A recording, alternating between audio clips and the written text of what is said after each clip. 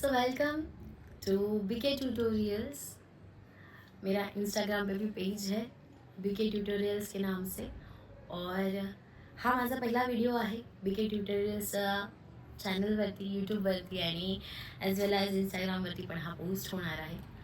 So हा video बनवण्याचा मागचा माझा उद्देश किंवा हा चॅनल बनवण्याचा माझा बेसिक उद्देश असा आहे की मी सध्या राहते अकोल्यामध्ये, आणि अकोल्यामध्ये मी एज्युकेशन फील्डच्या रिलेटेड आहे.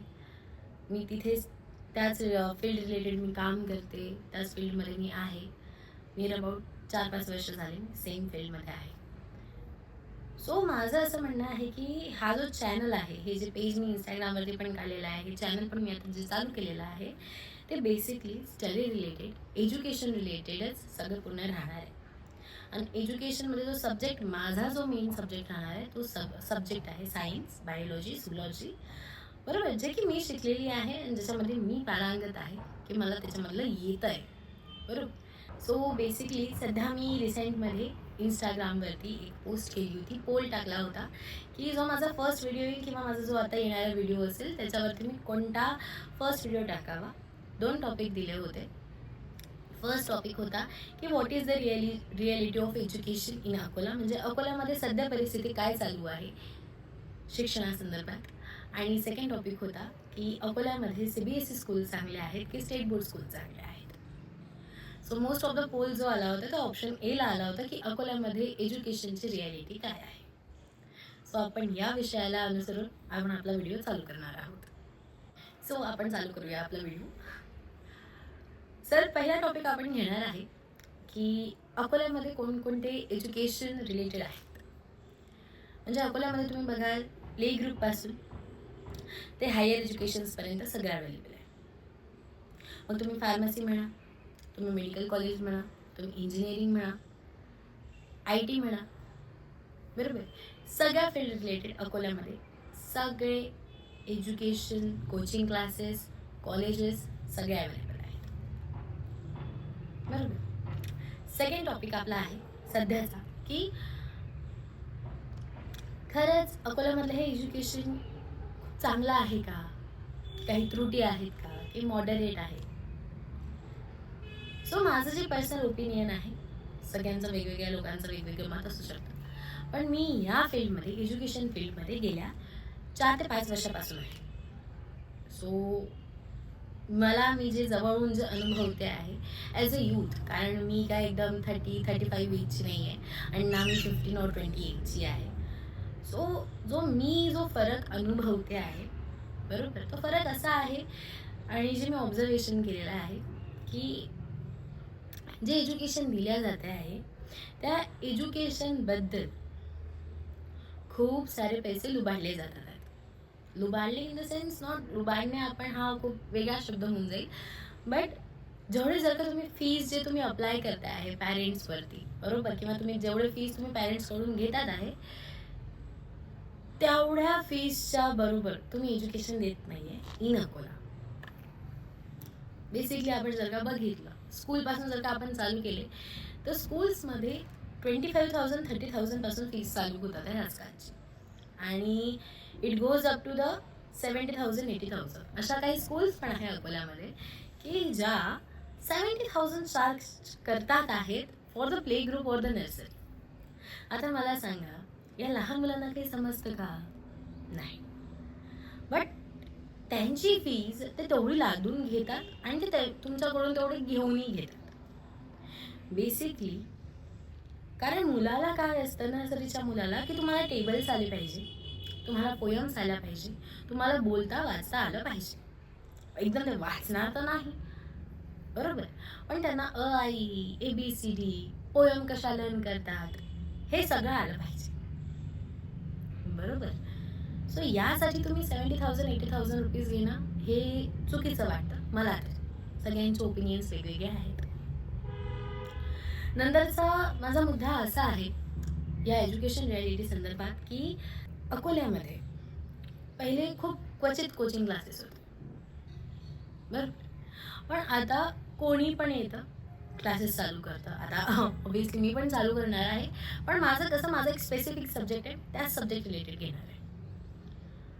पहिले काहीच कोचिंग क्लासेस होते 11वी-12वीसाठी, आता सगळे कोचिंग क्लासेस अकोल्यामध्ये आले आहेत. इट्स नॉट बॅड, हे काही चुकीचं आहे असं माझं म्हणणं नाही आहे. कोणी पण काढणार आहे, चांगल्या गोष्टी आहेत, बरोबर. मोठ्या मोठ्या ज्या नावाजलेले कोचिंग क्लासेस आहेत ते सुद्धा अकोल्यामध्ये आलेले आहेत. पण सेम कोचिंग क्लासेस ऑनलाईनमध्ये खूप कमी अमाऊंट घेतात, लाईक 5,000, 6,000, 7,000. पण सेम कोचिंग क्लास जर का ऑफलाईनमध्ये काढत आहे तर ऑफलाईनमध्ये तो 60,000 to 70,000 मिनिमम चार्ज करतोय. का? कारण अकोल्यामध्ये बाकीचे जितके पण कोचिंग क्लासेस आहेत ते तेवढे किंवा त्याच्यापेक्षा दुप्पटीने चार्ज करतात. काही कोचिंग क्लासेस आहेत ते 11-12th मिळून, बरोबर, JEE नीटच्या ज्या प्रिपरेशन्स करवतात त्याचे क्लासेस ते चार्ज करत आहेत मुलाला 1 लाख, 1.5 लाख, 2 लाख, 2.5 लाख. आणि ठीक आहे, पॅरेंट्सला करावंच लागतं, स्टुडंट्सला एज्युकेशन घ्यावं लागतं, म्हणून तर स्टुडंट्स येतात सुद्धा. कारण आजूबाजूचे जितके पण गावं आहेत किंवा सिटीज आहेत, जसं वाशिम झालं, बुलढाणा झालं, खामगाव झालं, यवतमाळ झालं, वर्धा झालं, सो बेसिकली या सगळे जितके पण याच्यामधले स्टुडंट्स आहेत किंवा जितके पण खेडेगावं आहेत आजूबाजूला, तिकडले सगळे स्टुडंट्स अकोल्यामध्ये येतात, अकोल्यामध्ये शिकायला. आणि याचाच फायदा बाकीचे लोक घेतात, बरोबर. कारण त्यांचाही फायदा होतो. स्टुडंट्स स्वतःहून येतात आहे कारण त्यांना शिकायचं आहे. आई बाबा कष्ट करतच, आई बाबा पैसे भरणारच आहे, बरोबर. जर का पैसेच भरले नाही तर कोचिंग क्लासवाले बसू देत नाही बसू देतो. कारण कसं बसू देते? आणि त्यांचा पण पोटा पाण्याचा प्रश्न आहे. पण जे एज्युकेशन जे त्यांना देतात आहे, बरोबर. आता जर का मी एखादा कोचिंग क्लासचं नाव आहे XYZ, त्या कोचिंग क्लासेसमध्ये एका टाईमला एका बॅचमध्ये नियर अबाउट 250 to 300-350 मुलं बसतात शिकायला, बरोबर. ही झाली एक बॅच. अशा सेम बॅचेस चालतात 4 ते 5 किंवा त्याच्यापेक्षा पण जास्त. आणि या सगळ्या बॅचेसमधून जर का तो प्रॉपर अकोल्याचा असेल तर तेवढ्या मुलांमधून 1, 2, 5, 6 जण येतात. पण जर का एखादा असा कोचिंग क्लास आहे, ABC आपण ज्याला म्हणू, एक्झाम्पल दिलं, ABC असा समजा एक क्लास आहे, तर हा समजा खूप साऱ्या स्टेट्समध्ये आहेत, खूप साऱ्या डिस्ट्रिक्टमध्ये आहे, बरोबर. आणि त्याच्यातून कधीतरी जाऊन एखादा मुलगा येतो आणि ते सगळीकडे रिझल्ट लागतात. दिस इज अ रिॲलिटी. पण अकोल्यामध्ये ही गोष्ट फार चालते. पहिले अकोल्यामध्ये कोचिंग क्लासेस स्वतःचे रिझल्ट स्वतः लावायचे. अजूनही काही क्लासेस आहेत जे स्वतःचे रिझल्ट स्वतःच लावतात.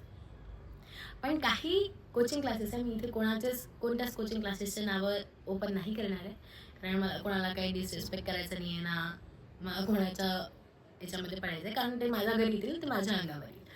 सो काही कोचिंग क्लासेस असे आहेत की ते कोट्याला जाऊन, बरोबर, कोट्याला जाऊन तिकडले रिझल्ट परचेस करतात. एखादा स्पेसिफिक स्टुडंट आहे, कारण कोट्यामधले जे स्टुडंट्स आहेत ते ऑलरेडी खूप साऱ्या प्रमाणात ते पास आउट होतात, सगळं होतं, तर तिकडल्या स्पेसिफिक स्टुडंट्सचा रिझल्ट विकत घेतात सर्टन अमाऊंट देऊन. काही पैसे तिथे दिले जातात आणि तिकडला रिझल्ट तो विकत घेतला जातो आणि तो रिझल्ट इथे लावला जातो. हे पहिले नव्हतं, बट आता अकोल्यामध्ये हे चालू झालं आहे की बाहेर गावाहून जाऊन ते रिझल्ट विकत घ्यायचे आणि ते रिझल्ट स्वतःच्या कोचिंग क्लासेस, स्वतःच्या इन्स्टिट्यूशनच्या नावाखाली ते फोटो लावायचे. आणि एकदा नाही, असं भरपूर कोचिंग क्लासेसचं आता सध्या झालेलं आहे आणि सगळ्यांना माहिती आहे जे अकोल्यामध्ये लोक राहतात. हा झाला मुद्दा क्लिअर की जे पहिले जे एफर्ट्स घेत होते टीचर्स लोक, बरोबर, ते आजकाल घेत नाही, बरोबर. आणि स्वतःचे रिझल्ट ते लावत नाहीत. सगळेच कोचिंग क्लासेस असं करतात असं मी म्हटलेलं नाही, पण काही कोचिंग क्लासेस आहेत, most of the coaching classes आहेत जे जातात, रिझल्ट विकत घेतात आणि ते रिझल्ट स्वतःच्या नावाखाली लावतात. सो नंतरचा पॉईंट असा आहे की बॅचलर्स किंवा इंजिनियर्स, फार्मसी अकोल्यामध्ये चांगला आहे का? तर बेसिकली इंजिनिअरिंग कॉलेज अकोल्याचं चांगलं आहे, फार्मसी कॉलेज पण चांगलं आहे. कोणत्याच कॉलेज असं काही हे नाही की बा खूपच खराब आहे वगैरे, नाही. पण जे आपण म्हणतो की आता आपलं बाई बॅचलर्स झाला आहे किंवा मास्टर्स झालेला आहे, यानंतर आपल्याला जॉब करायचा आहे. सो बेसिकली तुम्हाला तिथे अडून नाही राहावं लागत, कारण एज्युकेशन अमरावती बोर्डचं इज वे डिफरंट, नागपूर बोर्डचं वेगळं आहे, पुणे बोर्डचं टोटली डिफरंट आहे. सो एज्युकेशनमध्ये खूप जास्त डिफरन्स येतो वेगवेगळ्या कॉलेजेसमध्ये. सब्जेक्ट जरी सेम असेल पण शिकवायची पद्धत बरोबर ही वास्ट डिफरंट करते. म्हणजे तिकडला जर का मी समजा म्हटलं की एखादा पर्सन ए हा एज्युकेट झालेला आहे अकोल्यामधून आणि पर्सन बी जो एज्युकेट झालेला आहे पुण्यामधून, दोघांनी सेम डिग्री घेतलेली आहे, दोघांनी पण बीटेक किंवा बीई केलेलं आहे किंवा बीएससी केलं आहे, एमएससी केलेलं आहे, सेम केलेलं आहे, दोघांचं पण एज्युकेशन सेम. पण जेव्हा तुम्ही हायर करायला जाता, कोणताही एखादा रिक्रुटर हायर जेव्हा करायला जातो, हे विल नॉट प्रिफर अकोलावाला. ठीक आहे, अकोलामधून जो पण कोणी पास आउट असेल तो त्याला लवकर प्रिफर करणार नाही, तो प्रिफर करेल पुण्यावाला. बिकॉज अकोल्यामधून जरी मुलांनी एज्युकेशन घेतलं असेल पण अकोल्यामधले जे स्टुडंट्स आहेत त्यांना बेसिकली इंग्लिशही बोलता येत नाही, त्यांना MS ऑफिस सुद्धा लवकर व्यवस्थित चालवता येत नाही.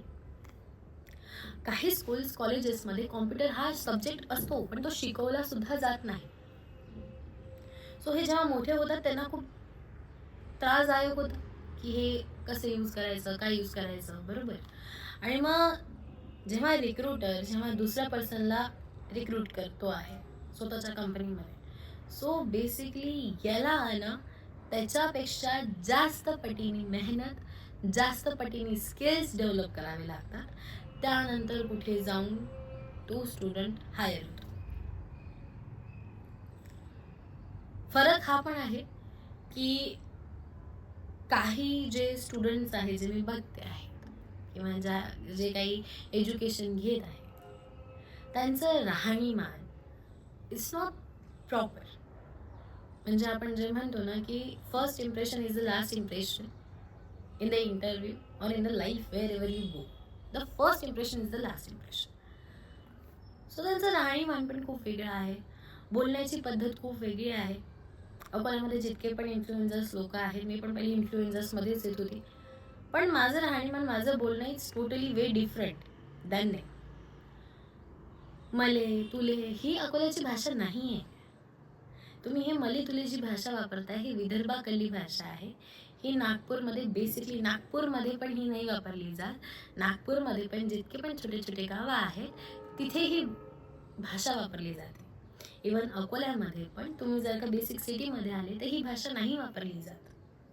ही भाषा जे पण काही छोटे छोटे गावं आहे, खेडेगावं आहे तिकडे वापरली जाते. आणि जेव्हा माझी खूप रिक्वेस्ट आहे अशा मुलांना, जे तुम्ही तुमचं गाव सोडून जेव्हा तुम्ही सिटीमध्ये येता ना, please adopt the language, the way of talking, the way of behaviour. हे तुम्हाला इथे शिकवलं जात नाही. द बेसिक फॅक्ट ही गोष्ट सगळ्या कॉलेजेसमध्ये लागू केली पाहिजे की पर्सनॅलिटी डेव्हलपमेंट कशी केली पाहिजे, how to talk, how to behave, how to dress, हे कॉलेजेसमध्ये लागू केलं पाहिजे. कॉलेजेस नाही तर फक्त स्कूल्समध्ये पण लागू केलं पाहिजे. आणि रिॲलिटी अशी इतकी भयावह आहे ही की तुम्ही जे लाखो रुपये चार्ज करतात आहेत, तुम्ही त्याबरोबरचं एज्युकेशन अकोल्यामध्ये दिलं जात नाही, दिलं जात नाही. स्कूल्स असो, कॉलेजेस असो की कोचिंग क्लासेस असो, बरोबर. ज्या मुलांना करायचंच असतं, पास व्हायचंच असतं, तो साध्या कोचिंग क्लासेसमध्ये सुद्धा राहून ते तो करतो. कोचिंग क्लासेस ठीक आहे की तुम्ही बाहेर जे तुम्ही टीचर्स हायर करतात आहे की तुम्ही म्हणून एखाद्या वेळेस तुम्ही फीस घेऊ शकता, पण तुम्ही ती फीस तुम्ही 1 लाख 1.5 लाखापर्यंत ठेवा. आजकालची फीस 2 लाख, 2.5 लाख, 3 लाखापर्यंत ही फीस चालली आहे. आणि मला असं वाटतं की इतकी फीज खूप देणं हे खूप चुकीचं आहे, खूप चुकीचं आहे. कारण जे तुम्ही म्हणताय की ही सगळीकडली सेम गोष्ट मी पाहिलेली आहे की शेतकरी लोक आहेत, काही सर्व्हिस जे गव्हर्नमेंटमध्ये त्यांना सुद्धा प्रॉब्लेम आहे. गव्हर्नमेंटमध्ये काही क्लर्क आहे, त्यांना काही जास्त पगार नाही आहे, बट स्टील ते कसे तरी मॅनेज करतात. शेतकऱ्यांचा फक्त ते 2 टाईम पेमेंट करतात, विच आय हॅव सीन. एकदम स्टार्टिंगला रबी सीझन आणि खरीप सीझनमध्ये, या 2 सीझनमध्ये फक्त ते पेमेंट करतात. मधात त्यांचं मंथली इन्स्टॉलमेंट नसतं. त्यांचा एकच मोटिव्ह असतं की आपला मुलगा किंवा मुलगी शिकली पाहिजे. बट अकोल्यामध्ये पैसा बोलता है. If you have money you will get the admission end you will get the all the privileges. तुम अगर पैसा भर सकते हो तो तुम एडवांस बैच में बैठोगे, बराबर. अगर उसको कुछ भी नहीं आता है, जर त्या स्टुडंटला काही येत जरी नसेल, पण त्याच्या पॅरेंट्सने पैसे भरले असतील, बरोबर, श्रीमंता घरचा असेल, पैसे भरले असतील, ठीक आहे, मान्य, तर तोच ॲडव्हान्स बॅच मध्ये बसू शकतो. But if the student is brilliant but त्यांच्याकडे पैसे नाही आहे, they don't have that much money की मी तेवढे पैसे भरू आम्ही आणि त्या बॅचमध्ये बसू, तर त्यांना नाही बसू दिलं जातं. It all depends on the money की भाई तुम्ही केवढे पैसे भरू शकता. भरू शकत असाल तर बसा, नसेल भरू शकत असाल तर तुम्ही दुसऱ्या बॅचमध्ये शिफ्ट व्हा. आणि जेव्हा कधी पण दुसऱ्या बॅचमध्ये तो शिफ्ट होत आहे, ठीक आहे, ज्याला करायचं तो साध्या बॅचमध्ये पण समोर जातो, सत्य. पण जेव्हा कॉमन बॅचमध्ये तुम्ही बसवता, 300-350 मुलं असतात, तुम्ही प्रत्येकावरती लक्ष दिलं जात नाही. मार्केटिंगवाले, सेल्सवाले हेच तुम्हाला समजून सांगतील की आम्ही प्रत्येका मुलाकडे, मुलीकडे आम्ही पर्सनली लक्ष देतो. असं काहीही होत नाही. आणि बेसिकली माझ्या पॅरेंट्सलाही खूप विनंती आहे की पैशाचा मागे नका जाऊ की बाई खूप पैसे घेतला तर खूप चांगलं शिक्षण आहे वगैरे. नाही, ज्या मुलाला किंवा मुलीला समोर जायचं असेल तो कोणत्याही परिस्थितीमध्ये समोर जातो.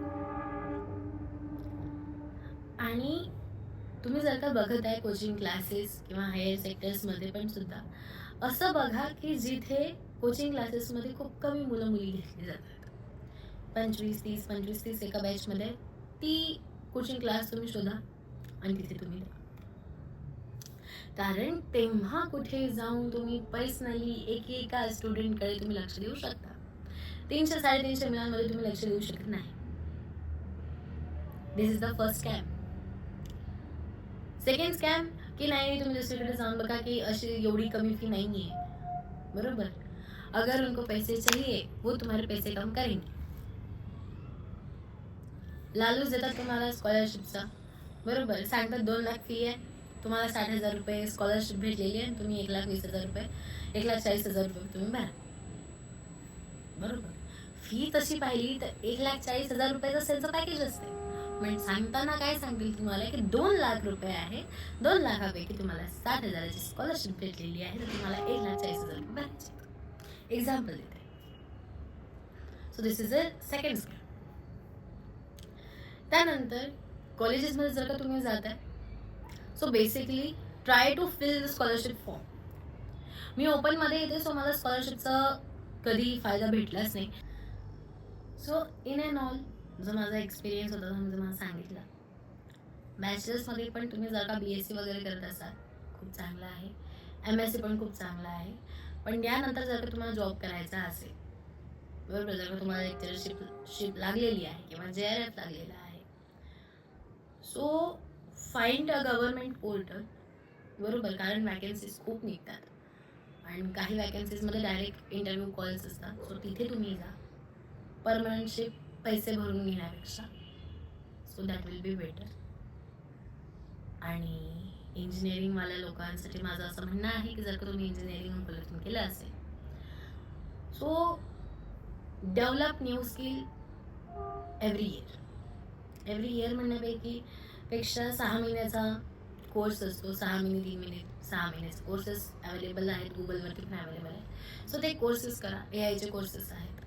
कारण जर का फक्त तुम्ही सांगितलं की तुम्ही अकोल्यातून इंजिनिअरिंग केलेलं आहे, सो त्या बेसिसवर तुम्हाला कोणी हायर करत नाही. This is the fact. आणि रिॲलिटी आहे अकोल्याची की जर का तुम्हाला एज्युकेशन अकोल्यामध्ये करायचं असेल तर खूप विचारपूर्वक एज्युकेशन अकोल्यातून घ्या.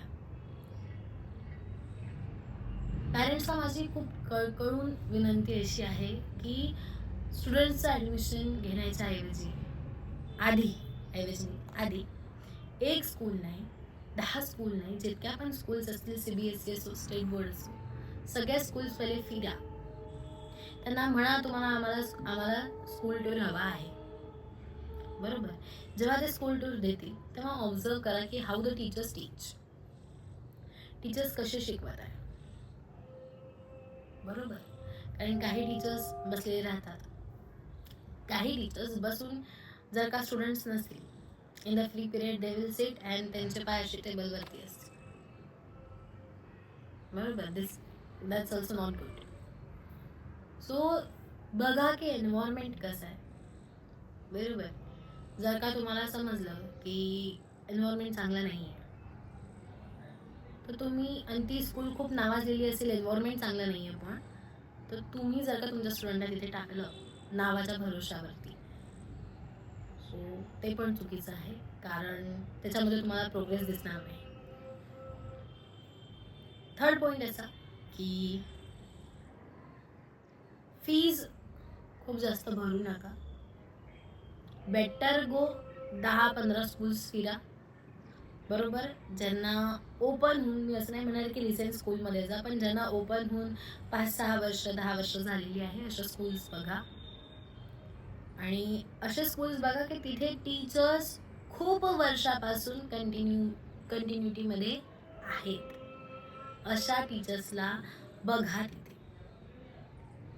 कारण फ्रिक्वेंटली जर का टीचर्स चेंज होत राहतील तेवढं स्टुडंट्सचं माइंड चेंज होत राहील.